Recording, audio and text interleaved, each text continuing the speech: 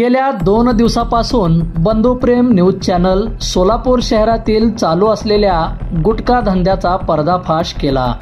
त्यामुळे आज दिनांक 20 नोव्हेंबर रोजी अन्न व भेसळ विभागाचे सहाय्यक आयुक्त श्री देसाई व त्यांच्या टीमने शहरातील काही गुटखा विकणाऱ्या पान टपरी आणि बंधुप्रेम कार्यालयाच्या शेजारी असणाऱ्या गुटखा तयार करण्याच्या गोडवान धारकांना निरोप देऊन आम्ही रेड करणार आहोत, तुम्ही बंद ठेवा असे निरोप देऊन गुटखा तयार करणाऱ्या आणि विक्री करणाऱ्या त्या लोकांचे घरसंसार उद्ध्वस्त करू पाहणाऱ्या आणि या गुटख्यांमुळे सोलापूर शहर आणि जिल्ह्यातील शेकडो युवक गुटखा खाऊन कॅन्सरग्रस्त होऊन अनेक लोक दगावले गेले, तर अनेक लोक सध्या दवाखान्याला हेलपाटे मारत असताना दिसून येते।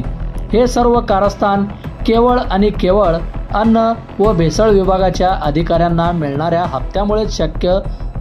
जर ते हप्तेखोर नाहीत तर हे गुटखा धंदे चालतात कसे, याचा खुलासा अन्न व भेसळ विभागाच्या मंत्र्यांनी आणि आयुक्तांनी करावा। येत्या 8 दिवसात सोलापूर शहर आणि जिल्हा गुटखामुक्त न झाल्यास अन्न व भेसळ विभागाच्या अधिकाऱ्यांना काळे फासण्यात येईल असा इशारा काही सामाजिक संघटनांच्या पदाधिकाऱ्यांनी आमच्या संपादकांशी बोलताना त्यांची प्रतिक्रिया व्यक्त केली। बंधुप्रेम कार्यालयाच्या शेजारी असलेल्या गुटखा तयार करणाऱ्या गोडाऊनमध्ये शौचालयास वापरण्यासाठी ठेवलेल्या पाण्याने हा गुटखा तयार केला जातो आणि तोच गुटखा व्यसनाधीन झालेल्या अनेक युवक व मध्यमवर्गीयांना याचा विसर पडला आहे।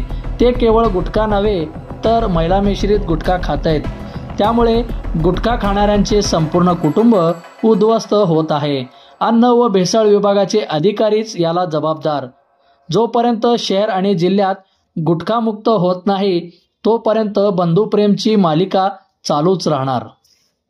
बंधुप्रेम न्यूज चॅनलला लाईक, सबस्क्राईब व बेल आयकॉन दाबायला विसरू नका। धन्यवाद।